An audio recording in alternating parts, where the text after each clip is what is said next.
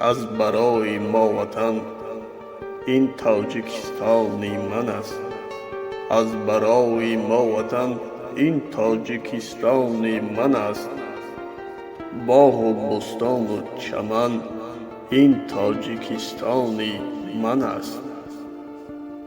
می گذارم من قدم در کوچه های شکر.